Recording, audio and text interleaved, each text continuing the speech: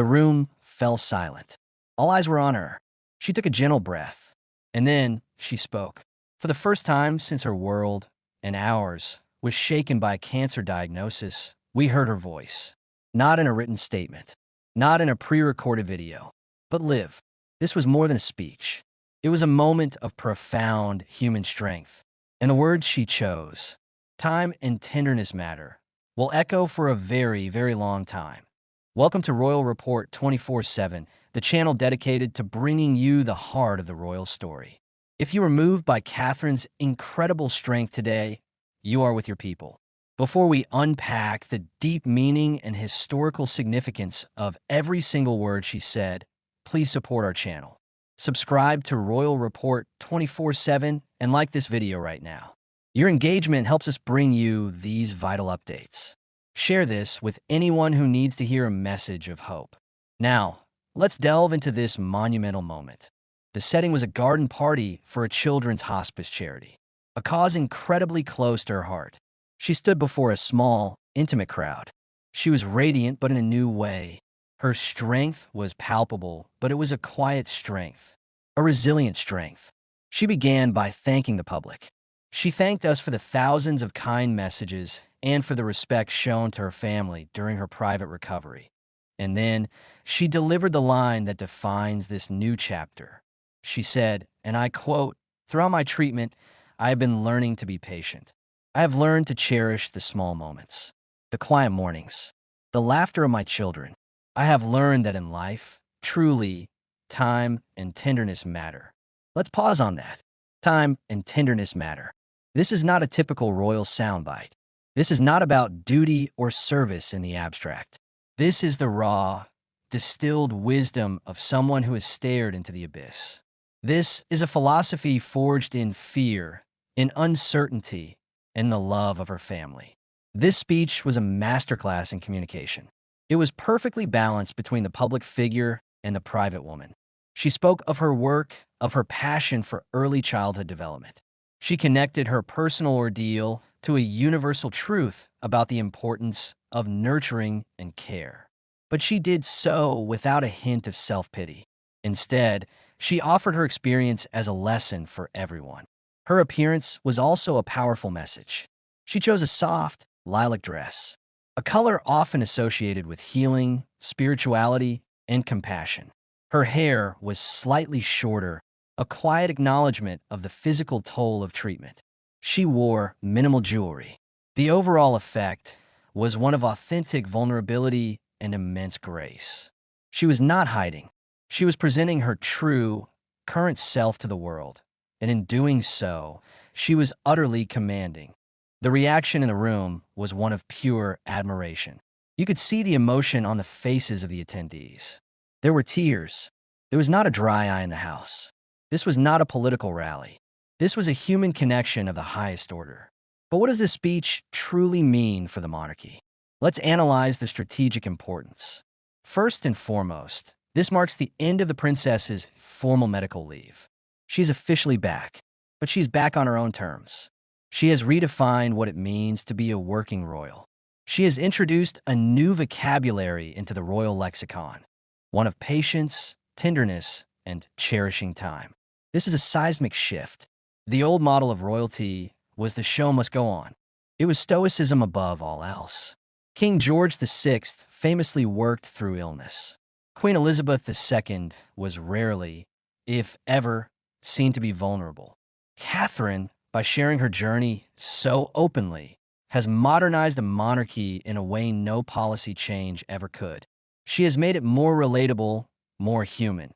And in doing so, she has likely secured its future for another generation. Her return also completely reshapes the dynamic of the royal family. For the past few months, the palace has been under immense strain. With both the King and the Princess of Wales undergoing cancer treatment, the institution felt fragile. The slimmed-down monarchy was stretched to its absolute limit. That Catherine's return is the single most stabilizing event the monarchy has experienced this year. It relieves the pressure on King Charles, who can see the future of the institution stepping back into the light. It relieves the pressure on Prince William, who has been balancing his role as a father, a husband, and a future king under unimaginable stress. To see his wife standing strong, delivering a speech, must be an immeasurable source of relief and pride for him. Furthermore, her focus on tenderness creates a powerful new brand for the Wales family. In a world that can be harsh and critical, they are now positioning themselves as the advocates for compassion. This is a brilliant and likely authentic strategic move. It inoculates them against criticism and draws a clear, moral line between their values and the often brutal world of social media commentary. Let's also talk about the global impact. Catherine's cancer announcement video was watched by millions. Her speech today will be seen by millions more. She has become a global symbol of resilience for anyone facing a health crisis, for parents fighting for their families, and for anyone learning to appreciate the fragility of life. Her influence now extends far beyond the borders of the United Kingdom. She's a figure of global inspiration. This also sends a definitive message to the detractors and the conspiracy theorists. The months of silence fueled wild and cruel speculation online. Today, with grace and power, Catherine silenced it all. Not with a lawsuit, not with an angry statement, but with her presence. She stood there, living proof of her own truth. It was the most elegant rebuttal imaginable. What can we expect from her now? This speech signals a new phase of her work. We will likely see a more focused, more intentional Princess of Wales. She will probably take on fewer engagements, but each one will carry more weight. Her causes, early childhood, mental health, palliative care, will now be viewed through the lens of her profound personal experience. Her advocacy will have a new depth and a new authority that cannot be manufactured. The phrase, "time and tenderness matter," will undoubtedly become a defining motto for her.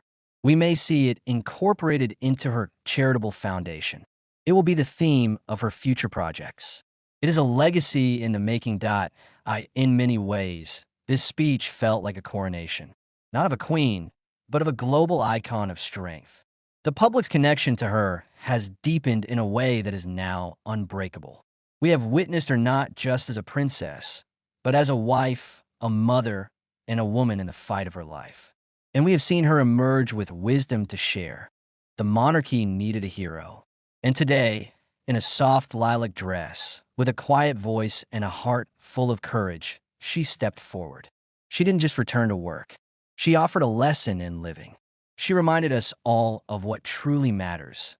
Her journey is far from over, but a new, and perhaps her most impactful, chapter has officially begun. If you were touched by Catherine's powerful return and want to follow her inspiring journey as it continues to unfold, stay with us here at Royal Report 24/7. We will be with her every step of the way. Please, if you found this analysis insightful, show your support. Like this video, share it to spread her message of hope, and most importantly, subscribe to the channel and click the notification bell. We are your #1 source for compassionate and insightful royal coverage. Thank you for watching. And from all of us here, our continued thoughts and prayers are with the princess and her family.